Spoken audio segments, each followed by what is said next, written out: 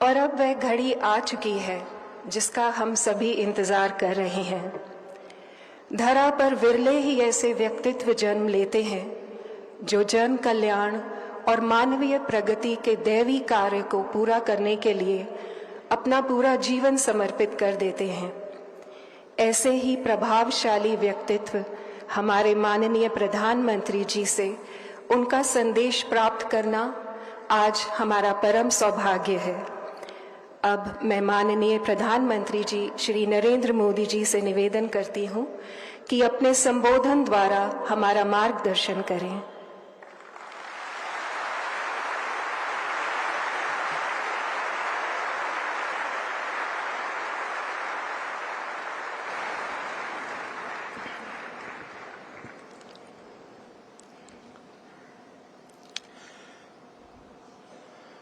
पूजनीय दाजी, यहाँ उपस्थित कान्हा शांतिवनम और श्री रामचंद्र मिशन से जुड़े करीब करीब 30 देशों के सभी साथी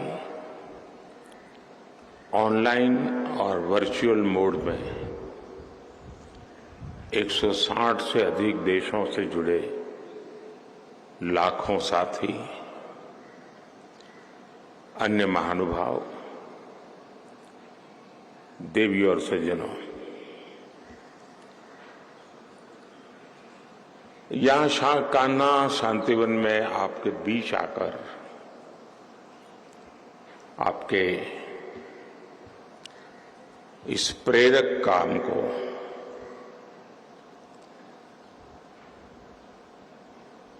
निकट से देखने का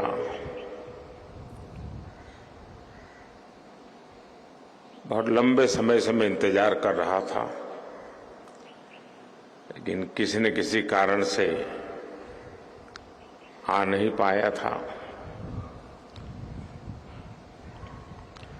और पूज्य दादी की शिकायत रहती थी कि मोदी जी दुनिया भर के लोगों को तो धक्का मार मार के भेजते हैं, खुद नहीं आते हैं।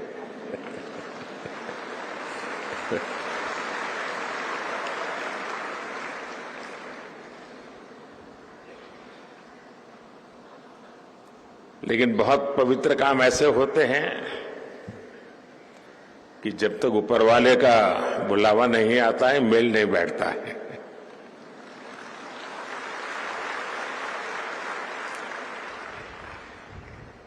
हार्टफुलनेस के लिए आपकी स्पिरिट निश्चित रूप से इस केंद्र को और आपके वैश्विक प्रयासों को अलग आयाम देती है।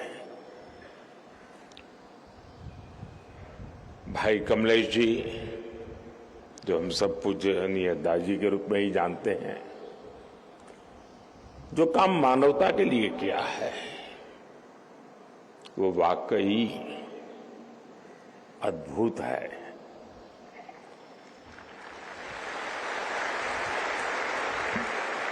उनके इस योगदान को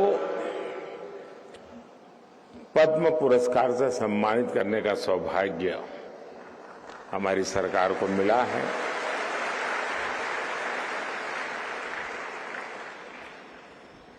और इन दिनों पद्म पुरस्कारों की परंपरा हमने ऐसी बनाई है कि उसके कारण पुरस्कार स्वयं ही सम्मानित हो जाते हैं।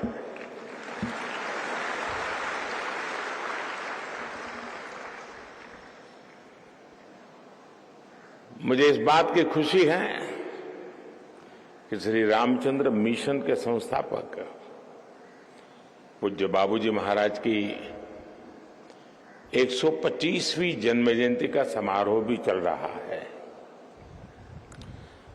साथियों, कान्हा शांतिवनम को दुनिया का सबसे बड़ा मेडिटेशन हॉल कहा जा रहा है।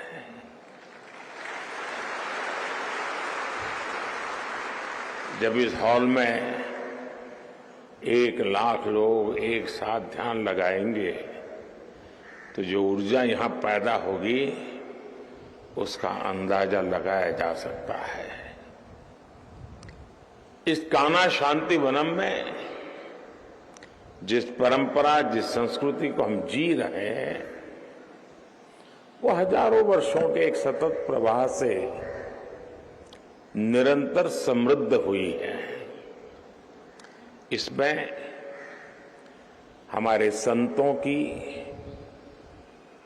हमारे तपस्वियों की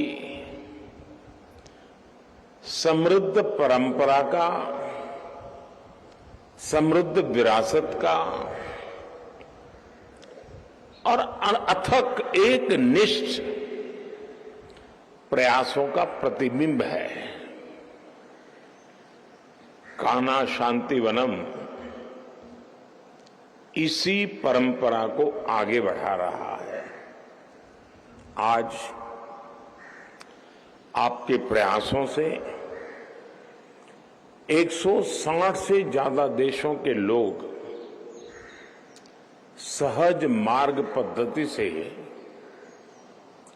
योग को अपनाए हुए हैं। जो सच्चा साधक है उसे आप पूरी निष्ठा से योग और ध्यान से परिचित कराते हैं। ये मानवता की बहुत बड़ी सेवा है। हर ध्यान, हर घर ध्यान, हर दिल ध्यान, ये आपका संकल्प भारत ही नहीं बल्कि पूरी मानव जाति की सेवा कर रहा है।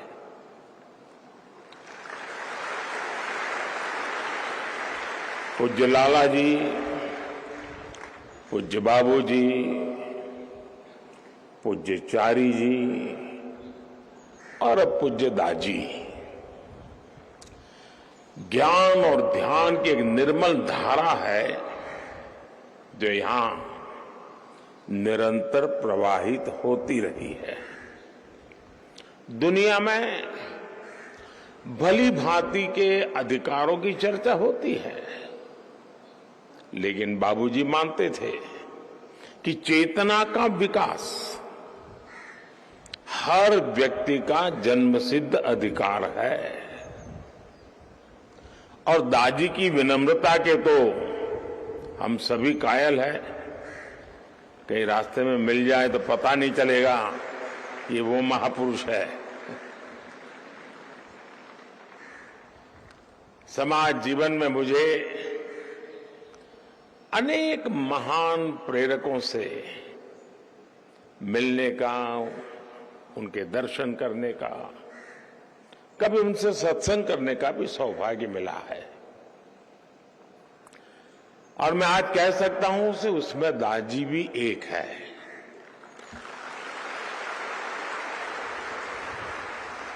एक तरफ उन्होंने चिकित्सा क्षेत्र में महत्वपूर्ण कार्य किया, तो दूसरी तरफ वो एक आध्यात्मिक सामाजिक संस्था का दायित्व भी संभाल रहे हैं। ये उन युवाओं के लिए बहुत बड़ी प्रेरणा है जो मानवता के लिए कुछ करना चाहते हैं,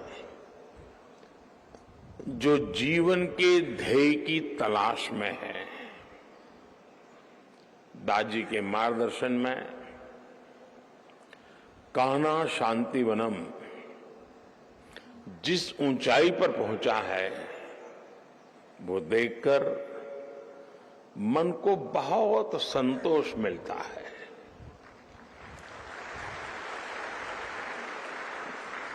पूज्य दादी और श्री रामचंद्र मिशन ने जिस प्रकार साइंस और स्पिरिचुअलिटी को जोड़ा है, वो भी वर्तमान युग और आने वाले युग में एक सशक्त भूमिका अदा करेगा। पूज्य संतगण, इतिहास साक्षी है कि जब जब जहां जहां गुलामी आई, वहां सबसे पहले उस समाज की असली ताकत पर चोट की गई, उसके चेतना तत्व को तहस नहस करने का प्रयास हुआ, उसके चैतन्य को नष्ट करने के लिए उससे जुड़े सभी मानबिंदुओं को खत्म करना ये प्रवृत्ति रही। भारत को गुलाम बनाने वालों ने भी हमारी असली ताकत, ज्ञान, ध्यान, योग, आयुर्वेद, ऐसी कई महत्वपूर्ण परंपराएं थी, उसी पर हमला बोला था और इसका देश को बहुत नुकसान उठाना पड़ा। लेकिन अब समय बदल रहा है और भारत भी बदल रहा है।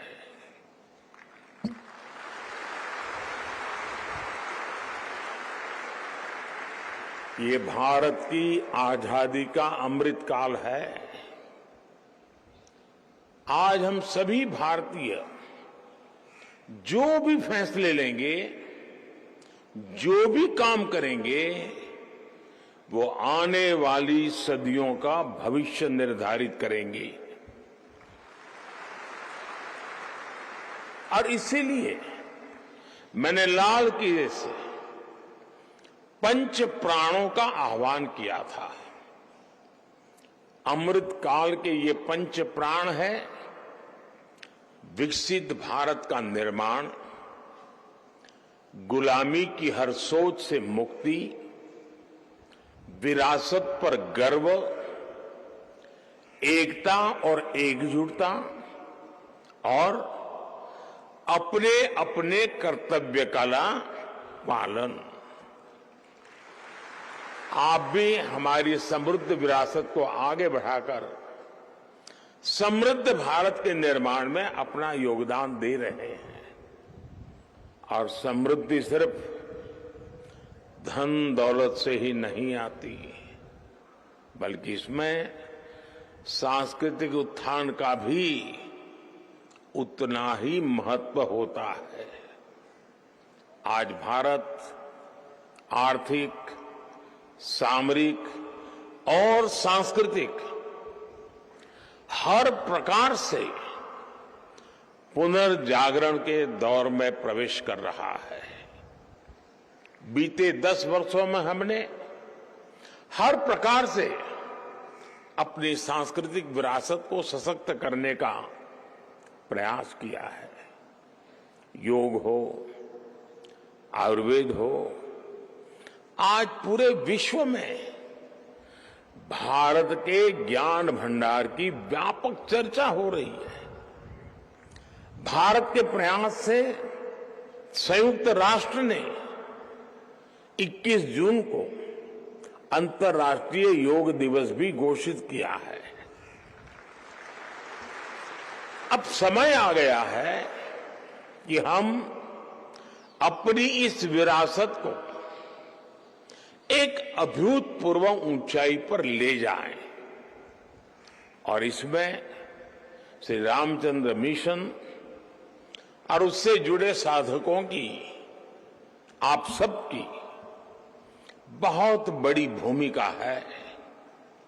साथियों, विकसित भारत के निर्माण के लिए हमें इस अमृतकाल में 4 पिलर्स पर फोकस करना है। मैं इन्हें अमृत स्तंभ भी कहता हूं। ये अमृत स्तंभ है हमारी नारी शक्ति, हमारी युवा शक्ति, हमारी श्रम शक्ति और हमारी उद्यम शक्ति।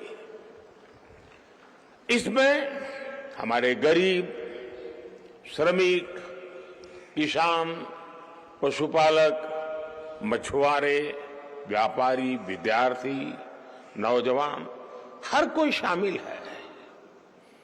इनका सशक्तिकरण और इनका आत्मविश्वास बढ़ाना और उनको अनेक विध अवसर उपलब्ध कराना, ये समय की मांग है, बहुत आवश्यक है।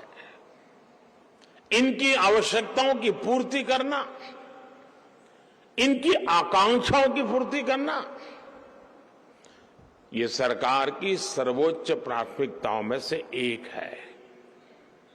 एक जमाना था जब सुविधाओं के लिए सरकारी दफ्तरों के चक्कर काटने पड़ते थे। अब हमारी सरकार लाभार्थियों के दरवाजे तक पहुंच रही है। इसलिए 15 नवंबर को ही देश भर में हमने विकसित भारत संकल्प यात्रा भी शुरू की है। देश में हो रहे विकास का लाभ सभी तक पहुंचे, कोई पीछे न छूटे, यही हमारा लक्ष्य है। साथियों, इस अमृतकाल में आज की युवा पीढ़ी को जागरूक करने में, सशक्त करने में आप सभी की, श्री रामचंद्र मिशन की भूमिका कई गुना बढ़ गई है। इसलिए मेरा आपसे नम्र निवेदन है, हाल में हमने देश की युवा शक्ति को राष्ट्रीय संकल्पों से जोड़ने के लिए मेरा युवा भारत यानी माय भारत नाम से बहुत बड़ा अभियान शुरू किया है।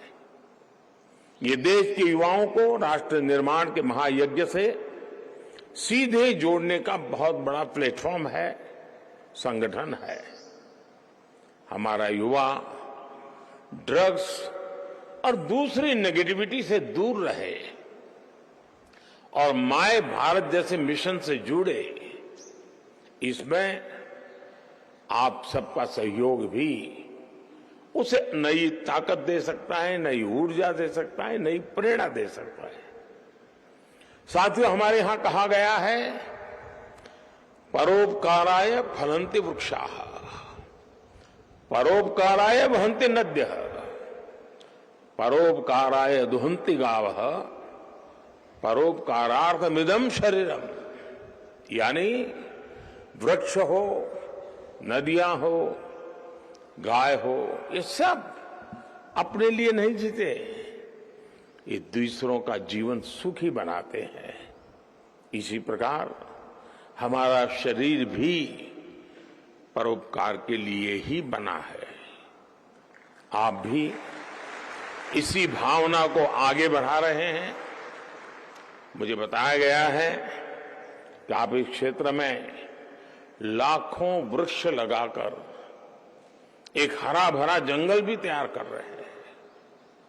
यहां पानी की एक एक बूंद भी बर्बाद नहीं होती, बल्कि बूंद बूंद का सदुपयोग होता है।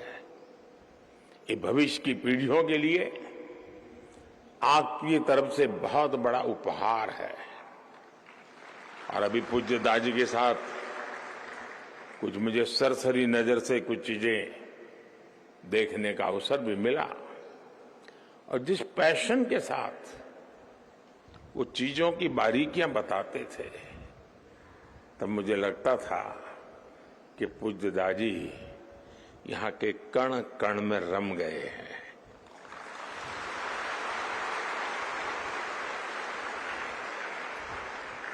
आप सभी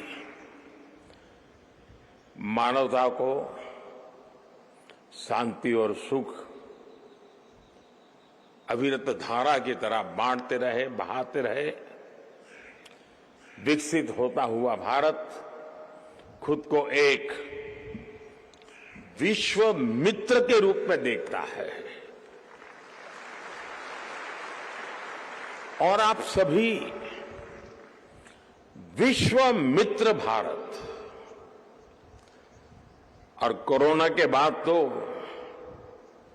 हमने जिस प्रकार से दुनिया के साथ हम खड़े रहे, आज मुझे दुनिया को नहीं कहना पड़ता कि हिंदुस्तान आपका मित्र है, दुनिया कहती है भारत हमारा मित्र है।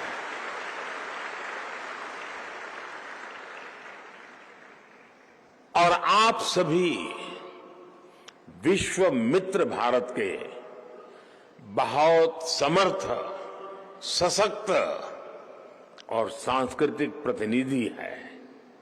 मैं एक बार फिर सभी महान व्यक्तित्वों, पूज्य लाला जी, पूज्य बाबू जी, पूज्य चारिक जी और पूज्य दादी जी को श्रद्धापूर्वक नमन करता हूं। आप सभी को बहुत बहुत शुभकामनाएं देता हूं और आप सबको मिलने का मुझे अवसर मिला। लेकिन मैं कभी कभी हम कहीं जाते हैं तो जल्दबाजी में अगर कोई खाने के लिए भी कहता है तो नहीं, मुझे बहुत जल्दी जाना है, ऐसा कर थोड़ा चख लेता हूं। तो आज मेरा चखने का कार्यक्रम हुआ है, देखने का कार्यक्रम कभी आकर के करूंगा। बहुत बहुत धन्यवाद।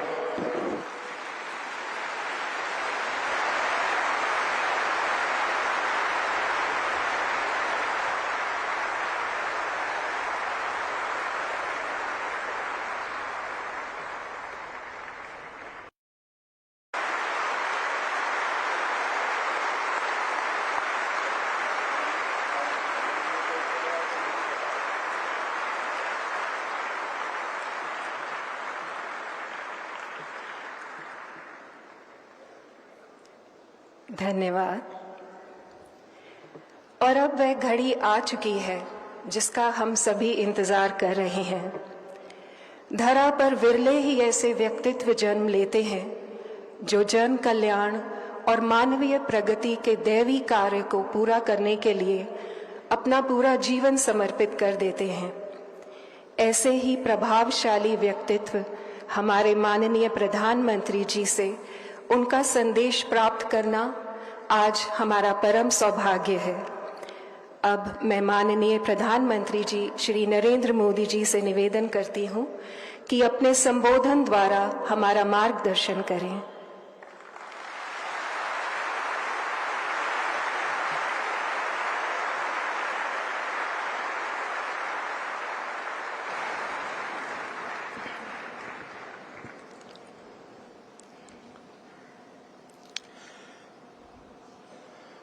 पूजनीय दाजी, यहां उपस्थित कान्हा शांतिवनम और श्री रामचंद्र मिशन से जुड़े करीब करीब 30 देशों के सभी साथी ऑनलाइन और वर्चुअल मोड में 160 से अधिक देशों से जुड़े लाखों साथी, अन्य महानुभाव, देवी और सज्जनों, यहां कान्हा शांतिवन में आपके बीच आकर आपके इस प्रेरक काम को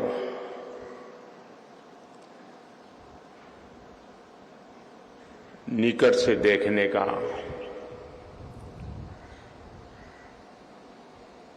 बहुत लंबे समय से मैं इंतजार कर रहा था, लेकिन किसी न किसी कारण से आ नहीं पाया था। और पूज्य दादी की शिकायत रहती थी कि मोदी जी दुनिया भर के लोगों को तो धक्का मार मार के भेजते हैं, खुद नहीं आते हैं।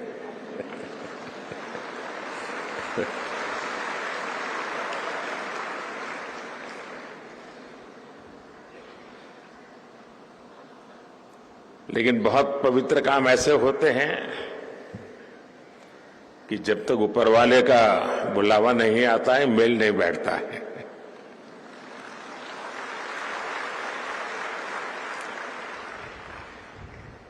हार्टफुलनेस के लिए आपकी स्पिरिट निश्चित रूप से इस केंद्र को और आपके वैश्विक प्रयासों को अलग आयाम देती है।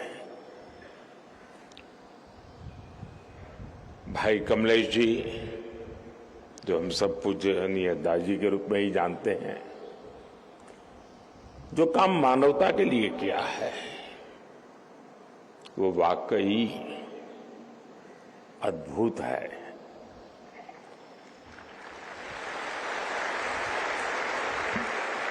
उनके इस योगदान को पद्म पुरस्कार से सम्मानित करने का सौभाग्य हमारी सरकार को मिला है।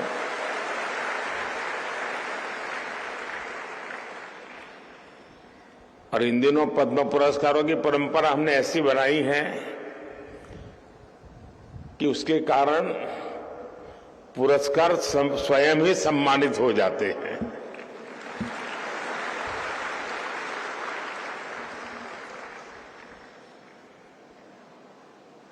मुझे इस बात की खुशी है कि श्री रामचंद्र मिशन के संस्थापक पूज्य बाबूजी महाराज की 125वीं जन्म जयंती का समारोह भी चल रहा है।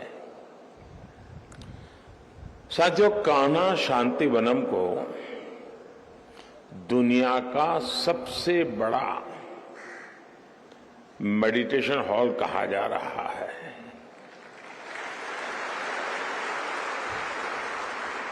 जब इस हॉल में 1 लाख लोग एक साथ ध्यान लगाएंगे तो जो ऊर्जा यहां पैदा होगी उसका अंदाजा लगाया जा सकता है। इस कान्हा शांति वनम में जिस परंपरा, जिस संस्कृति को हम जी रहे हैं वो हजारों वर्षों के एक सतत प्रवाह से निरंतर समृद्ध हुई है। इसमें हमारे संतों की, हमारे तपस्वियों की समृद्ध परंपरा का, समृद्ध विरासत का और अथक एक निष्ठ प्रयासों का प्रतिबिंब है। कान्हा शांति वनम इसी परंपरा को आगे बढ़ा रहा है। आज आपके प्रयासों से 160 से ज्यादा देशों के लोग सहज मार्ग पद्धति से योग को अपनाए हुए हैं। जो सच्चा साधक है उसे आप पूरी निष्ठा से योग और ध्यान से परिचित कराते हैं। ये मानवता की बहुत बड़ी सेवा है। हर ध्यान, हर घर ध्यान, हर दिल ध्यान, ये आपका संकल्प भारत ही नहीं बल्कि पूरी मानव जाति की सेवा कर रहा है।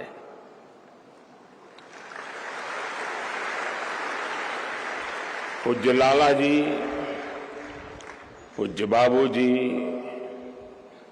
पूज्य चारी जी और पूज्य दाजी ज्ञान और ध्यान की एक निर्मल धारा है जो यहां निरंतर प्रवाहित होती रही है। दुनिया में भली भांति के अधिकारों की चर्चा होती है, लेकिन बाबूजी मानते थे कि चेतना का विकास हर व्यक्ति का जन्मसिद्ध अधिकार है। और दादी की विनम्रता के तो हम सभी कायल हैं। कहीं रास्ते में मिल जाए तो पता नहीं चलेगा ये वो महापुरुष है। समाज जीवन में मुझे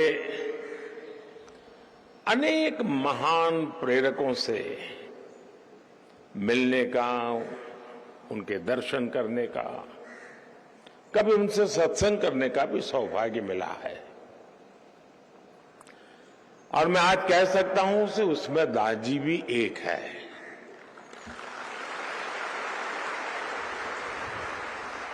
एक तरफ उन्होंने चिकित्सा क्षेत्र में महत्वपूर्ण कार्य किया, तो दूसरी तरफ वो एक आध्यात्मिक सामाजिक संस्था का दायित्व भी संभाल रहे हैं। ये उन युवाओं के लिए बहुत बड़ी प्रेरणा है जो मानवता के लिए जोड़ा है, वो भी वर्तमान युग और आने वाले युग में एक सशक्त भूमिका अदा करेगा। पूज्य संतगण, इतिहास साक्षी है कि जब जब जहां जहां गुलामी आई, वहां सबसे पहले उस समाज की असली ताकत पर चोट की गई, उसके चेतना तत्व को तहस नहस करने का प्रयास हुआ, उसके चैतन्य को नष्ट करने के लिए उससे जुड़े सभी मानबिंदुओं को खत्म करना, ये प्रवृत्ति रही। भारत को गुलाम बनाने वालों ने भी हमारी असली ताकत, ज्ञान, ध्यान, योग, आयुर्वेद, ऐसी कई महत्वपूर्ण परंपराएं थी, उसी पर हमला बोला था और इसका देश को बहुत नुकसान उठाना पड़ा। लेकिन अब समय बदल रहा है और भारत भी बदल रहा है।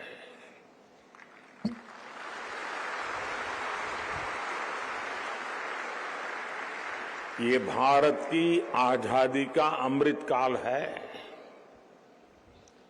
आज हम सभी भारतीय जो भी फैसले लेंगे, जो भी काम करेंगे, वो आने वाली सदियों का भविष्य निर्धारित करेंगे।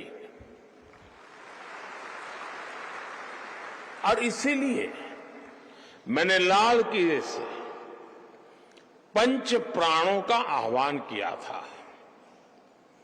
अमृत काल के ये पंच प्राण है: विकसित भारत का निर्माण, गुलामी की हर सोच से मुक्ति, विरासत पर गर्व, एकता और एकजुटता, और अपने अपने कर्तव्य का पालन। आप भी हमारी समृद्ध विरासत को आगे बढ़ाकर समृद्ध भारत के निर्माण में अपना योगदान दे रहे हैं। और समृद्धि सिर्फ धन दौलत से ही नहीं आती, बल्कि इसमें सांस्कृतिक उत्थान का भी उतना ही महत्व होता है।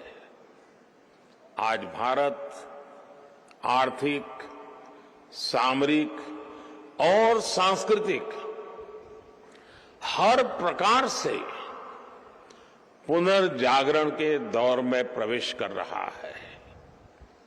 बीते 10 वर्षों में हमने हर प्रकार से अपनी सांस्कृतिक विरासत को सशक्त करने का प्रयास किया है। योग हो, आयुर्वेद हो, आज पूरे विश्व में भारत के ज्ञान भंडार की व्यापक चर्चा हो रही है। भारत के प्रयास से संयुक्त राष्ट्र ने 21 जून को अंतर्राष्ट्रीय योग दिवस भी घोषित किया है। अब समय आ गया है कि हम अपनी इस विरासत को एक अभूतपूर्व ऊंचाई पर ले जाएं और इसमें श्री रामचंद्र मिशन और उससे जुड़े साधकों की, आप सबकी बहुत बड़ी भूमिका है।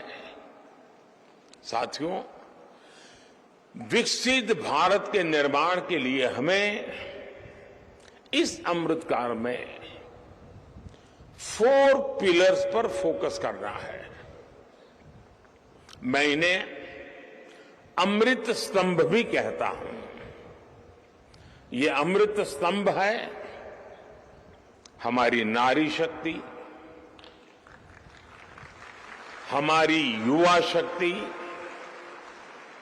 हमारी श्रम शक्ति और हमारी उद्यम शक्ति। इसमें हमारे गरीब, श्रमिक, किसान, पशुपालक, मछुआरे, व्यापारी, विद्यार्थी, नौजवान, हर कोई शामिल है। इनका सशक्तिकरण और इनका आत्मविश्वास बढ़ाना और उनको अनेक विध अवसर उपलब्ध कराना, ये समय की मांग है, बहुत आवश्यक है। इनकी आवश्यकताओं की पूर्ति करना, इनकी आकांक्षाओं की पूर्ति करना, ये सरकार की सर्वोच्च प्राथमिकताओं में से एक है। एक जमाना था जब सुविधाओं के लिए सरकारी दफ्तरों के चक्कर काटने पड़ते थे। अब हमारी सरकार लाभार्थियों के दरवाजे तक पहुंच रही है। इसलिए 15 नवंबर को ही देश भर में हमने विकसित भारत संकल्प यात्रा भी शुरू की है। देश में हो रहे विकास का लाभ सभी तक पहुंचे, कोई पीछे न छूटे, यही हमारा लक्ष्य है। साथियों, इस अमृतकाल में आज की युवा पीढ़ी को जागरूक करने में, सशक्त करने में आप सभी की, श्री रामचंद्र मिशन की भूमिका कई गुना बढ़ गई है। इसलिए मेरा आपसे नम्र निवेदन है, हाल में हमने देश की युवा शक्ति को राष्ट्रीय संकल्पों से जोड़ने के लिए मेरा युवा भारत यानी माय भारत नाम से बहुत बड़ा अभियान शुरू किया है। ये देश के युवाओं को राष्ट्र निर्माण के महायज्ञ से सीधे जोड़ने का बहुत बड़ा प्लेटफॉर्म है, संगठन है। हमारा युवा ड्रग्स और दूसरी नेगेटिविटी से दूर रहे और माय भारत जैसे मिशन से जुड़े, इसमें आप सबका सहयोग भी उसे नई ताकत दे सकता है, नई ऊर्जा दे सकता है, नई प्रेरणा दे सकता है। साथियों, हमारे यहां कहा गया है, परोपकाराय फलन्ति वृक्षाः, परोपकाराय वहन्ति नद्यः, परोपकाराय दुहन्ति गावः, परोपकारार्थमिदं शरीरम। यानी वृक्ष हो, नदियां हो, गाय हो, ये सब अपने लिए नहीं जीते, ये दूसरों का जीवन सुखी बनाते हैं। इसी प्रकार हमारा शरीर भी परोपकार के लिए ही बना है। आप भी इसी भावना को आगे बढ़ा रहे हैं। मुझे बताया गया है कि आप इस क्षेत्र में लाखों वृक्ष लगाकर एक हरा भरा जंगल भी तैयार कर रहे हैं। यहां पानी की एक एक बूंद भी बर्बाद नहीं होती, बल्कि बूंद बूंद का सदुपयोग होता है। ये भविष्य की पीढ़ियों के लिए आपकी तरफ से बहुत बड़ा उपहार है। और अभी पूज्य दाजी के साथ कुछ मुझे सरसरी नजर से कुछ चीजें देखने का अवसर भी मिला और जिस पैशन के साथ वो चीजों की बारीकियां बताते थे, तब मुझे लगता था कि पूज्य दादी यहां के कण कण में रम गए हैं।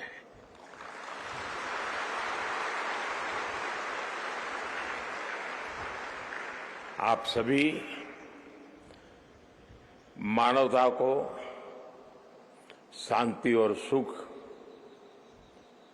अविरत धारा की तरह बांटते रहे, बहाते रहे। विकसित होता हुआ भारत खुद को एक विश्व मित्र के रूप में देखता है और आप सभी विश्व मित्र भारत। और कोरोना के बाद तो हमने जिस प्रकार से दुनिया के साथ हम खड़े रहे, आज मुझे दुनिया को नहीं कहना पड़ता कि हिंदुस्तान आपका मित्र है। दुनिया कहती है भारत हमारा मित्र है।